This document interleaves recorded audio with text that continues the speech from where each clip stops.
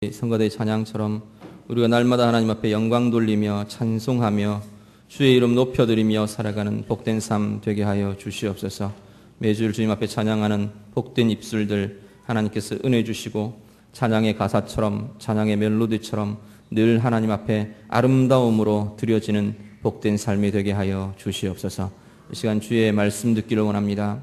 우리 모든 마음들 주의 성령으로 충만케 하여 주시고 성령으로 들으며 성령으로 반응하는 복된 자리 되게 해 주시옵소서. 예수님 이름으로 기도드립니다. 아멘. 성경 말씀 함께 보겠습니다. 마태복음 5장 5절 말씀입니다.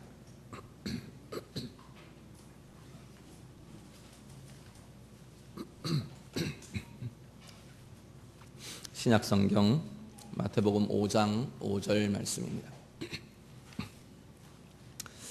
우리 한 목소리로 다 같이 읽겠습니다. 온유한 자는 복이 있나니 그들이 땅을 기업으로 받을 것이며. 아멘.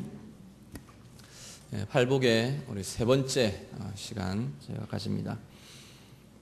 팔복은 앞에도 말씀드린 것처럼 하나님 나라 백성들이 이 땅 가운데에서 하나님의 나라를 살아가는, 어떻게 하나님의 나라로 살아갈 건가 하는 삶의 원리를 알려주는 것이 이 팔복의 내용이다 말씀을 드렸습니다.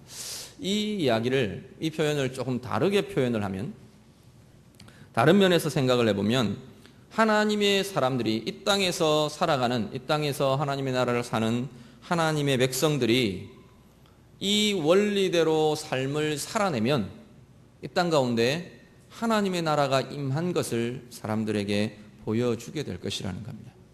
이 땅 가운데 하나님의 나라가 이루어지게 되는 과정이 하나님의 백성들이 이 삶의 원리로 삶을 살아가는 것이다, 이렇게 보셔도 다르지 않을 겁니다. 오늘 이 팔복의 세 번째 원리를 이야기하는데, 세 번째는 온유한 자가 땅을 기업으로 받을 것이라 라는 것입니다. 우리 이전에 말씀드렸던 것처럼 두 가지의 내용으로 구분을 해보면, 천국의 원리는 이렇게 살아라, 이렇게 삶으로 하나님의 자녀들이 천국을 이루어간다라고 하는 삶의 원리를 보면 온유한 자로 사는 것이고요. 그리고 그 결과 하나님이 주시는 천국을 누리게 하시는 복의 내용은 오늘 보면은 땅을 기업으로 받을 것이다 라는 겁니다. 먼저 온유함에 대한 이야기들을 먼저 하려고 합니다. 온유함이라는 이 말의 사전적인 의미는 우리의 말이나 성격이나 태도가 따뜻하고 부드러운 것, 이걸 보통 우리는 온유함 이렇게 표현을 합니다. 그런데 이 온유함이라는 것이 비슷한 말이 우리 온순함, 이런 의미들이 있습니다. 온순함은 보통 행위에 초점을 맞추어진 것이고요. 그렇게 부드럽게 행동하는 것, 순응적으로 반응을 보이는 것, 따라주는 것, 이런 행동에 초점이 맞추어져 있다면 이 온유함이라는 말은 마음의 태도에 오히려 더 초점이 맞추어져 있다, 이렇게 볼 수 있을 겁니다. 우리 말씀 한 구절 같이 보시죠. 디도서 3장 2절 말씀 같이 읽겠습니다. 아무도 비방하지 말며 다투지 말며 관용하며 범사의 온유함을 모든 사람에게 나타낼 것을 기억하게 하라. 아멘. 디도서는 사도 바울이 디도에게 이렇게 권면하는 편지의 형식으로 쓰여져 있습니다.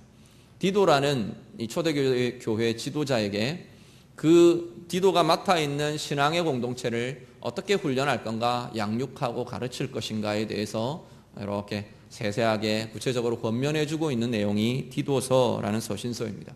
그런데 그렇게 사도 바울이 디도에게 네가 이렇게 가르쳐라, 이렇게 권면해라, 이렇게 양육해라 말하면서, 그 중에 하나가 오늘 3장 2절 같이 읽으신 본문에 보면 그들이 온유함을 나타내도록 권면해라, 가르쳐라, 훈련해라, 이렇게 지금 말하고 있는 겁니다. 그런데 온유함을 모든 사람에게 나타낼 수 있도록 그들을 양육하고 가르쳐라, 이렇게 말하면서 그 앞부분에 보면 이 온유함에 대한 부분들, 어떤 것이 온유함인가를 다른 말들로 이렇게 풀어주고 있는 것을 보게 됩니다. 뭐라고 말하냐면 아무도 비방하지 않도록 하고 다투지 않고 관용하도록 하는 것, 이렇게 온유함을 나타내게 해라, 지금 이렇게 말하고 있는 겁니다. 그러니까 다르게 말하면 온유함이라는 것을 풀면 비방하지 않고 다투지 않고 관용하여 다른 사람을 품어주는 것, 이것이 온유함의 내용이다 이렇게 볼 수 있다는 겁니다. 우리는 보통 일반적으로 온유함을 그냥 따뜻하게 그리고 편안하게 부드럽게 이렇게 대해주는 것, 부드러움, 유약함, 오히려 조금 부정적인 의미로 말하면 유약함의 이미지, 이런 것이 오히려 온유함에 들어있는 이미지라고 우리는 보통 생각이 됩니다. 그런데 성경이 말하는 온유함은 단지 부드럽기만 한 것을 온유함이라고 말하지 않는다는 겁니다.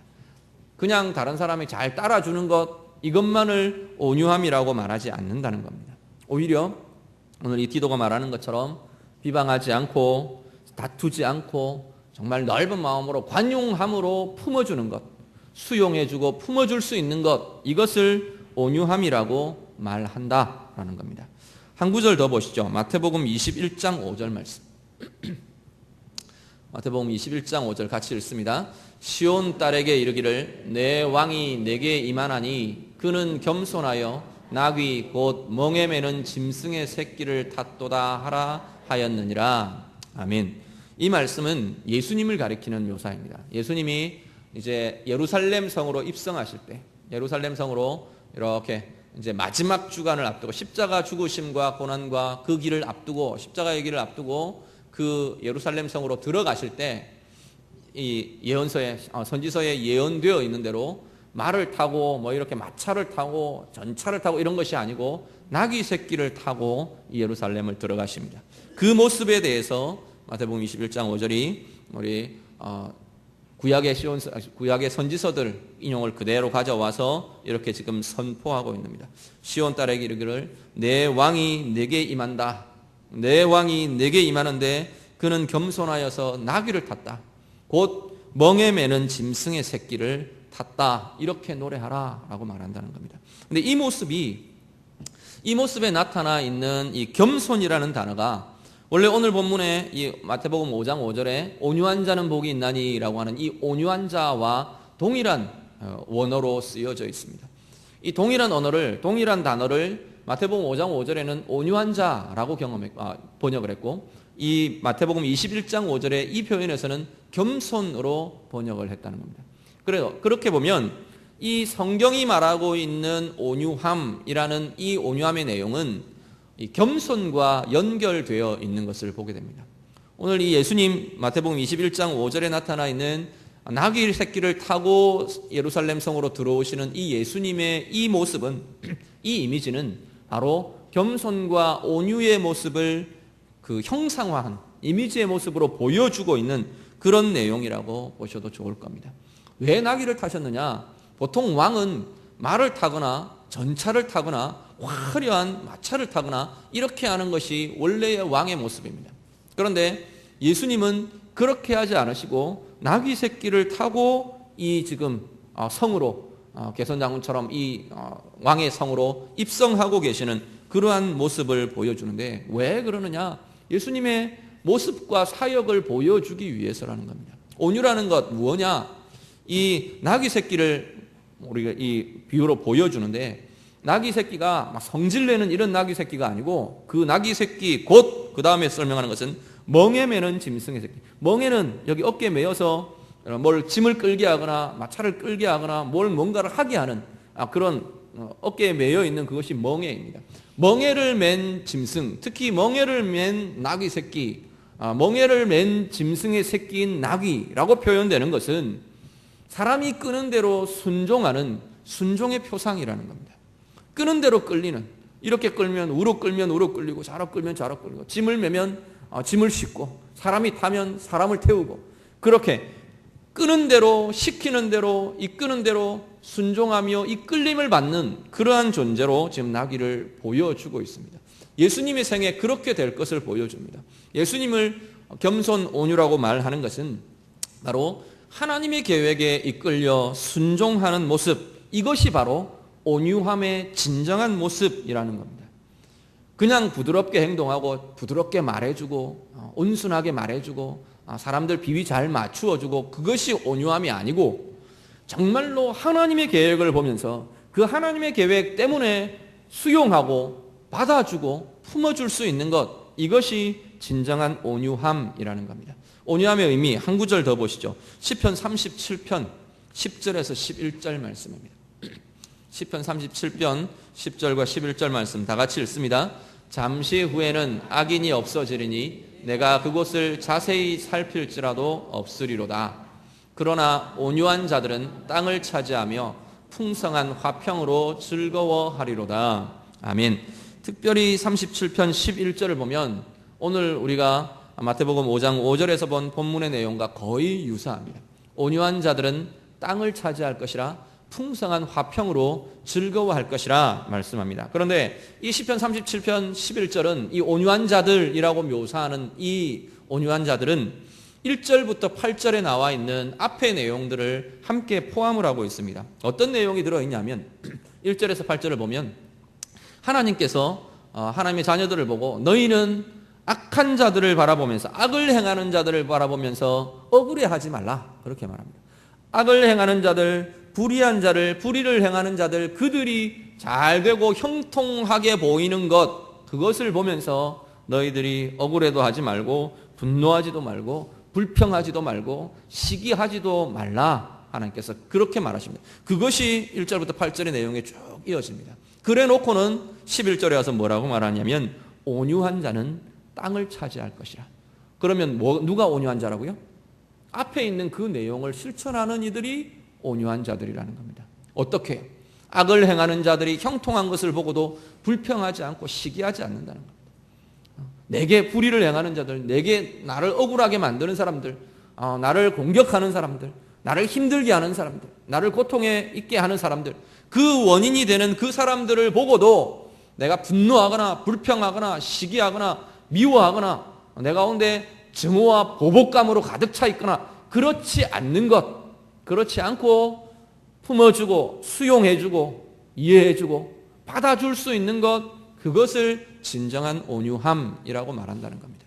이건 그냥 그 행위들을 보면서 그 상황들을 보면서 내가 억지로 참고 나를 꾹꾹 눌러놓는 그런 것과는 좀 다른 이야기입니다. 꾹꾹 누르면 어떻게 되죠? 꾹꾹 눌러놓으면 터집니다. 제가 자주 하는 표현 중에 눌러놓으면 터집니다. 꼴보기 싫은 그런 행동들, 그런 모습들 보면서 내가 어이구 참아야지 참으면 터지게 되어 있어요. 남편에 대해서도 우리 자녀들에 대해서도 참고 눌러놓으면 터지게 되어 있습니다. 그런데 그렇게 하는 것이 아니고 그걸 온유함이라고 말하는 게 아니고 정말로 내가 수용해 주는 겁니다. 받아들여 주는 겁니다.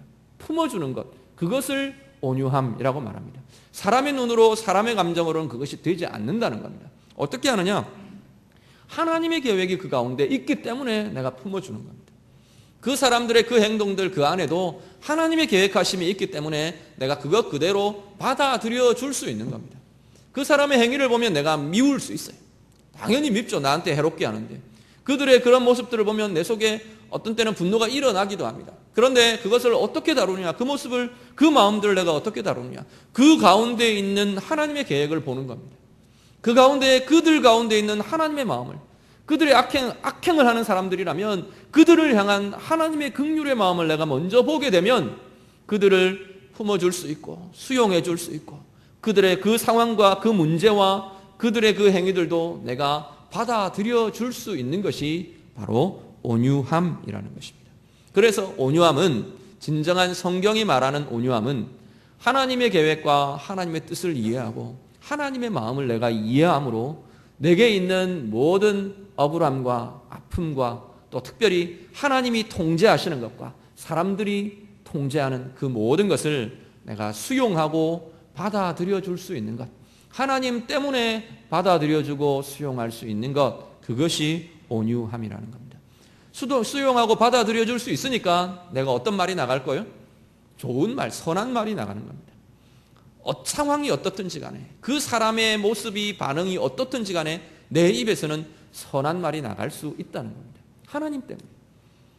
내 태도는 부드러움으로 그들을 대할 수 있다는 겁니다. 거칠고 사납고 분노하고 그렇게 반응하는 게 아니고 하나님이 그 가운데도 행하고 계시기 때문에 그 사람의 마음과 그 사람의 삶을 향해서도 하나님의 긍휼과 하나님의 은혜가 향하고 있기 때문에 하나님 때문에 부드러움으로, 하나님 때문에 온화함으로, 따스함으로 품어줄 수 있는 것이 참된 온유함이라는 것입니다. 온유함의 예가 성경에 나옵니다. 온유함의 모델처럼 성경에서 말하고 있는 사람이 있는데 민수기 12장 3절 우리 같이 보시죠. 간단한 한 구절이지만 민수기 12장 3절 같이 읽습니다. 이 사람 모세는 온유함이 지면의 모든 사람보다 더하더라. 아멘. 누가요? 모세가. 하나님은 모세를 두고 이 세상 누구보다도 온유한 사람이다. 지금 그렇게 말하고 계시는 겁니다. 이 세상에 있는 어떤 사람보다도 가장 온유함을 가진 이가 바로 모세다. 지금 이렇게 설명하고 하나님께서 그렇게 소개하고 계십니다. 그런데 우리의 모세의 삶을 우리가 압니다. 모세가 정말로 이런 우리가 생각하는 온유함, 부드럽고 따스하고 품어주고 그런 모습이냐? 원래 모세 그렇지 않았었어요. 어떤 사람이었죠? 왕자로 있을 때 자기 종족 히브리인을 괴롭히는 애굽인을 그냥 두고 볼 수 없어서 어떻게 하죠? 때려 죽여버렸어요. 때려 죽여서 몰래 파묻어 버렸어요. 그게 드러나면서 결국 40년의 미디안 광야로 도망하는 도망자의 신세가 되고 맙니다. 그런 열정과 열정은 좋게 말한 거고 안 좋게 말하면 혈기가 그죠? 혈기방장하던 사람이 이 모세였다는 겁니다. 출애굽의 여정도 정말 어려웠어요. 하나님이 모세를 보고 부르시는 그 장면에서부터 모세 못한다 그랬어요. 순종하고 온순하게 따르고 이런 게 아니고 저는 못합니다. 절대 못합니다. 막 이러고 버티었어요. 그런 모습들이 모세 가운데 있음에도 불구하고 40년의 광야 생활 동안 하나님께서 이 이스라엘 백성들의 광야 생활을 이 모세가 이끄는데 이 모습이 나타나더라는 겁니다. 우리가 앞에 온유함의 내용이 무언가 보았던 것처럼 하나님 때문에 이들의 모든 이 백성들의 모든 것들을 품고 끌어안고 따스하게 부드럽게 대할 수 있는 이 모습이 모세 가운데 보이더라는 겁니다. 40년 출애굽의 광야 생활 동안 끊임없이 반복된 것이 뭐냐면 이스라엘 백성들의 반역이었어요. 때로는 정말 대놓고 반역하기도 하고 불평하고 원망하고 돌아가자 그러고 땅을 짚고 돌을 들어서 모세를 치려고 하고 하나님 원망하고 끊임없이 이 일들이 반복되어 왔습니다. 그때마다 모세가 다루었던 방법은 하나님 앞에 무릎 꿇는 것이었어요. 하나님의 뜻을 보고 이들을 향한 하나님의 마음을 보고 하나님의 계획을 보면서 그들을 품어주고 수용했던 것이 모세의 모습이었다는 겁니다. 어디까지 품어주었느냐? 우리 지난번에 금요기도회 때 아마 말씀을 같이 보셨던 것 같은데 하나님 앞에서 이스라엘 백성들이 반역하고 범죄할 때 하나님이 모세를 보고 그렇게 이야기하셨어요. 너만 남겨두고 내가 다 죽여버리겠다. 전염병을 보내서 싹 쓸어버리고 모세 너만 데리고 내가 새로 시작하겠다. 새로운 민족, 새로운 크고 강한 나라 내가 너만 시작해서 다시 일으키겠다. 하나님께서 그렇게 말하셨어요. 그때 모세가 어떻게 합니까? 하나님 그러지 마십시오 하고 엎드립니다. 그래서는 안 됩니다 하고 엎드렸어요. 그러면서 뭐라고 말하냐? 어디까지 이 모세가 이 백성들을 품느냐 하면 하나님 차라리 생명책에서 내 이름이 지워지더라도 이들은 버리지 마십시오. 이들을 용서해 주십시오 라고 모세가 품고 고백하고 기도하는 것을 보게 됩니다. 이것을 하나님은 최고의 온유함이라고 보았다는 겁니다. 하나님 앞에서 하나님의 마음을 알기에 하나님의 뜻을 알기에 하나님의 계획을 알기에 우리 앞에 일어나 있는 벌어져 있는 상황들, 문제들, 고통들, 어려움들, 나를 힘들게 하는 모든 사람들 그들을 내가 품어 안을 수 있는 온유함으로 사랑으로 긍휼로 그들을 대해 줄 수 있는 것 이것이 진정한 온유함이라고 성경은 말씀합니다. 우리가 성경에서 완전한 온유함의 모델을 본다면 아마 우리 예수님이실 겁니다. 마태복음 11장 29절 우리 같이 한 구절 더 같이 보시죠. 마태복음 11장 29절 같이 읽습니다. 나는 마음이 온유하고 겸손하니 나의 멍에를 메고 내게 배우라. 그리하면 너희 마음이 쉼을 얻으리니. 아멘. 예수님께서 뭐라고 말하시냐면 나는 마음이 온유하고 겸손하다. 내게서 배우라. 내가 메는 이 멍에를 너희도 같이 메라. 그러면 너희가 참된 쉼을 얻을 거다. 그렇게 지금 예수님이 말씀하십니다. 그런데 이게 사람이 한 말 같으면 절대 우리가 아멘 이렇게 받을 수가 없을 것 같아요. 그죠? 어떤 사람이 앞에 서가지고 제가 앞에 서서 아이고 우리 권사님 제가 마음이 정말 온유하거든요. 전 정말 겸손하거든요. 절 좀 배우십시오. 이렇게 말하면 어떻게 할까요? 이거 인간아, 니나 겸손해라. 정말 교만이 하늘을 찌르는구만. 이렇게 생각하지 않겠습니까? 예수님이 그러셨기 때문에 이 말씀은 그대로 아마 받을 수 있을 겁니다. 예수님이 그러셨기 때문에. 그런데 그 예수님의 생애가 사실은 이 온유와 겸손을 그대로 보여주고 있더라는 겁니다. 빌립보서 2장에 보시면 빌립보서 2장 6절에서 7절 말씀을 보면 여기에 예수님을 그렇게 소개합니다. 예수님은 근본 하나님의 본체셨다, 그렇게 말합니다. 하나님이셨는데 그분이 종의 형체로 사람이 되셨다, 그렇게 말합니다. 하나님이셨던 분이, 창조주이셨던 분이 하나님의 아버지의 계획하심과 그 뜻에 순종해서 피조물이 되신 겁니다. 피조 세계로 들어오시고 피조물의 인생을 사시게 된 겁니다. 그 인생을 사시고 거절당하시고 수치를 겪으시고 결국 최고의 그 수치스러운, 그 당시에 최악의 수치스러운 죽음이었던 십자가의 죽음을 당하시고 결국 죽음이라는 자리까지 낮아지신 그 모습이 하나님 아버지 때문에 모든 것을 아버지의 계획 때문에 수용한 그 모습이 바로 예수님의 겸손이셨다는 겁니다. 예수님의 온유함이셨다는 겁니다. 이런 모든 것들을 겪으시면서 원망하거나 분노하거나 불평하거나 막 그 속에 막 가득한 그러한 증오의 마음들을 가지시거나 그런 것이 아니고 그야말로 하나님의 마음으로, 긍휼의 마음으로, 사랑의 마음으로 이 모든 것들을 수용할 수 있었던 그 예수님의 모습이 바로 오늘 말씀하는 온유한 자의 모습이라는 것입니다. 오늘 우리의 삶이 이러한 온유함으로 가득한 삶 되실 수 있기를 간절히 바랍니다. 온유하다가도 온유가 안 되는 자리들이 불쑥불쑥 나타납니다. 그렇죠? 제가 이렇게 오늘 설교를 준비하면서 내가 온유함이 방해받는 그런 자리들이 어딘가 그런 생각들을 쭉 해봤어요. 여러 가지 몇 가지가 있는데 제 안에 딱 떠오른 게 이렇게 딱 영상이 딱 떠오른 게 뭐냐면 제가 운전하는 모습이었어요. 이렇게 가는데 누가 앞에 이렇게 정말 무례하게 확 끼어들면 어떻게 해요?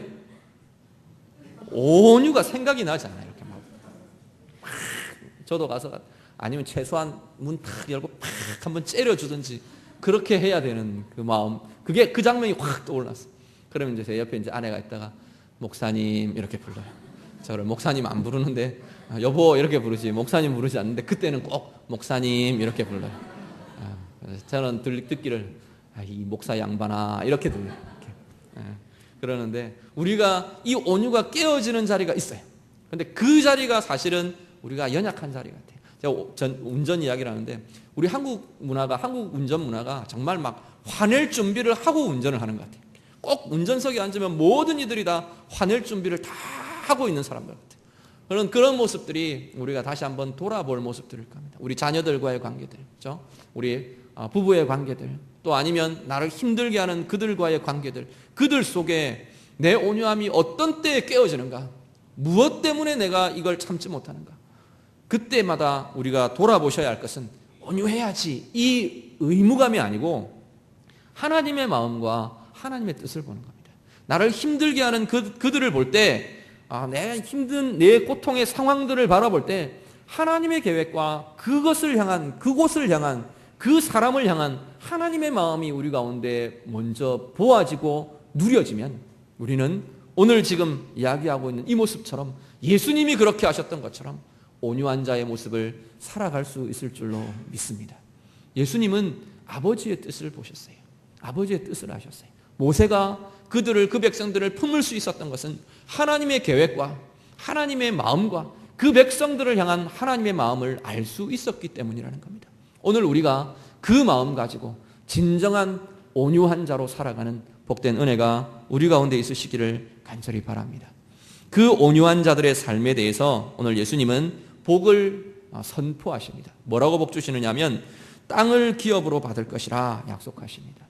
이 성경에서 땅 그러면 제일 먼저 떠오르는 개념은 약속의 땅이라는 개념입니다. 말씀 우리 마지막 한 가지만 더 읽으시죠. 창세기 13장 14절과 15절 말씀입니다. 창세기 13장 14절 15절 같이 읽습니다. 롯이 아브라함을 떠난 후에 여호와께서 아브라함에게 이르시되 너는 눈을 들어 너 있는 곳에서 북쪽과 남쪽 그리고 동쪽과 서쪽을 바라보라. 보이는 땅을 내가 너와 내 자손에게 주리니 영원히 이르리라. 아멘. 하나님께서 아브라함에게 땅을 약속하셨습니다. 가나안이라는 이 한정된 지역이긴 하지만 그 땅을 하나님께서 아브라함에게 약속하시면서 이 땅 너에게 주겠다. 이 땅 내 후손에게 주겠다. 영원히 너희의 소유가 되게 하겠다. 하나님께서 약속하셨습니다. 이제 그 이후로 이스라엘 백성들에게는 계속 땅 그러면 이 약속의 땅이 떠오르는 거예요. 하나님과 땅 연결된 땅은 바로 그 약속의 땅이었습니다. 약속으로 하나님께서는 그들에게 기업으로 주시기로 유업으로 주시기로 약속하신 그 땅이 이들에게는 바로 그 가나안 땅 그 땅이었습니다. 그런데 오늘을 살아가는 우리 하나님의 자녀들, 이 땅을 천국으로 사는 우리들에게는 땅을 기업으로 주시겠다. 이것이 뭐냐는 겁니다. 집을 주시겠다, 부동산 주시겠다. 그 이야기는 아닐 것 아닙니까? 그렇다면 우리에게 이 땅은 뭐냐는 겁니다. 하나님이 맡겨주신 하나님 나라의 영역들이라고 보시면 될 겁니다. 우리가 하나님 앞에 받고 물려받을 하나님 나라의 유업, 그것이 하나님이 땅을 주겠다, 땅을 기업으로 주겠다고 하시는 이 약속의 말씀이라는 겁니다. 이스라엘 백성들에게 가나안 땅은 단순한 땅의 의미를 넘어섭니다. 가나안 땅은 그들에게 가나안 땅은 하나님의 나라였습니다. 하나님이 주시는 하나님의 나라를 세우는 곳, 하나님의 나라를 살 곳, 하나님의 통치가 나타나는 그 영역들이 이들에게 약속하신 땅, 가나안 땅, 하나님이 약속하신 땅, 약속의 땅이었다는 겁니다. 오늘 우리들에게도 마찬가지입니다. 하나님이 너에게 땅을 기업으로 주겠다. 하나님의 나라를 유업으로 주겠다. 그것은 우리가 살아가고 있는, 내가 살고 있는 내 삶의 영역이 하나님의 나라가 되게 하겠다라는 약속이라는 겁니다. 우리에게 가정의 영역을 주시고 우리 자녀들을 주시고 또 내가 살고 있는 여러 가지 사람들과의 관계의 영향력들을 주셨어요. 일터에, 내 비전에, 내 꿈에, 내 직업을 통해 여러 가지의 하나님께서는 우리에게 주신 영역들이 있습니다. 사람들마다 다 달라요. 재능도 다르고 은사도 다르고 하나님 맡겨주신 일도 다르고 세상에서의 감당할 모든 영역들도 다 다르게 주셨습니다. 문제는 그곳이 하나님이 우리에게 맡겨주신 땅 지경이라는 겁니다. 그런데 그 땅이 온유한 자들을 통해서 바로 우리에게 맡겨주신 그 영역이 진정한 그리스도의 통치가 나타나는 하나님의 나라가 되게 해주시겠다. 그것이 이 땅 가운데 우리에게 주시는 복의 내용이라는 겁니다. 너희에게 땅을 기업으로 주겠다. 그 이야기는 우리에게 맡겨주신 그 영역이 하나님의 나라로 사라지게 하겠다는 겁니다. 내게 주신 그 영역이 그리스도의 통치가 우리의 온유함을 통해서 그들 가운데 보여지게 하겠다. 그것이 하나님이 우리 가운데 나타내시는 복의 내용입니다. 오늘 우리가 이 땅 가운데 사시면서 온유한 자로 살아가실 때 하나님의 이 의미들을 담은 진정한 온유함으로 살아갈 때 우리의 일터에 하나님의 통치가 내 온유함을 통해서 하나님의 영향력과 그리스도의 통치가 나타나게 될 것입니다. 우리의 가정에 우리의 자녀들에게 정말로 이 온유함으로 이들을 대하고 나와 함께하는 나와 만나고 나와 관계가 있는 모든 사람에 대해서 이 주님이 명령하시는 이 온유한 자로 그들을 대하며 그들과 함께 살아갈 때 그들 가운데 그리스도의 사랑이 보여지고 그리스도의 통치가 보여지고 하나님의 나라의 이 영향력이 그들 가운데 나타나게 될 것이라는 겁니다. 그리스도의 통치에 참여한 자로 우리가 함께 누리며 살아가게 되는 복이 바로 온유한 자에게 맡겨주신 하나님의 복입니다. 오늘 예배하는 우리 모든 성도들, 우리 모든 마음들, 심령들 가운데 진정한 이 온유함을 하나님 앞에서 실천하며 실현하며 내 삶 가운데 이루어내는 복된 삶이 우리 가운데 있으시기를 간절히 바랍니다. 하나님 때문에 부드럽고 하나님 때문에 인내하고 하나님 때문에 사랑하고 하나님의 계획과 하나님의 마음을 보기에 품어줄 수 있고 수용해 줄 수 있는 이 온유한 자의 삶이 우리 모두의 삶이 되실 수 있기를 간절히 바랍니다. 그 삶 위에 하나님이 주시는 복으로 정말 이 예수님의 영향력, 아름다운 영향력이 많은 사람들에게 우리를 통해 보여지고 나타나서 우리가 땅을 소유한 자, 땅을 기업으로 소유한 자, 이 땅을, 이 세상을 하나님의 나라로 우리가 함께 품은 자, 그 권세와 능력과 영광을 함께 누릴 수 있는 복된 주의 백성들 되시기를 우리 예수님 이름으로 축복합니다. 우리 같이 기도하겠습니다. 오늘 말씀 함께 하면서 말씀 가지고 함께 기도하기를 원합니다. 하나님, 제가 우리 예수님처럼 하나님 인정하신 모세처럼 진정한 온유한 자로 이 땅을 살아가기를 원합니다. 우리 같이 기도하셨으면 좋겠습니다. 그리고 하나님 온유한 자에게 주시겠다 약속하신 그 복이 내게 주신 모든 영역들마다 아름답고 풍성하게 나타나고 경험되는 나의 온유한 자의 삶을 통해 이루어지는 은혜를 보게 하여 주옵소서. 우리 같이 기도하겠습니다. 기도드립니다. 하나님 감사합니다. 하나님 우리에게 이 땅을 살아가면서 천국 백성으로 살 수 있는 귀한 은혜와 특권을 주셨음을 감사를 드립니다. 하나님의 나라의 백성답게 천국 백성답게 하나님 원하시는 복된 삶 누리며 살아가는 귀한 이들 되게 하여 주시옵소서. 온유한 자의 삶 살기를 원합니다. 하나님 내 성품대로 살아가는 것 아니라 내 성격대로 살아가는 것 아니라 하나님 때문에 하나님의 계획 때문에 하나님의 마음 때문에 사람들을 바라볼 때에도 부드럽고 따스하게 하시고 그들의 하나님 그들을 이해하고 수용하며 품어주는 마음들 우리 가운데 있게 하시고 상황을 보며 문제를 보면서도 하나님의 계획과 하나님의 경륜을 보기에 우리 가운데 참된 온유함으로 참된 사랑과 겸손으로 하나님 품어줄 수 있고 나아갈 수 있는 복된 이들 되게 하여 주시옵소서. 하나님 이 모든 삶들 가운데 하나님 복 주시고 은혜 주셔서 하나님이 약속하신 대로 이 땅을 살면서 하나님의 나라를 유업으로 삼은 자들 하나님 귀한 삶의 모습들이 풍성하게 나타나게 하여 주시옵소서. 땅을 기업으로 주신다 하셨사오니 이 땅 가운데 우리에게 맡겨주신 모든 영역들 하나님의 영역으로 그리스도의 통치로 함께 나타나게 하는 주의 통치에 참여한 자들로 살아가는 복된 이들 되게 하여 주시옵소서. 하나님 감사합니다. 우리를 이 땅 가운데 살면서 하나님의 나라로 살게 하심을 감사를 드립니다. 하나님의 나라를 살아가는 하나님 나라의 귀한 백성들 주님 붙잡아 주셔서 오늘 말씀의 선포대로 온유한 자로 사는 귀한 은혜와 복이 있게 하여 주시옵소서.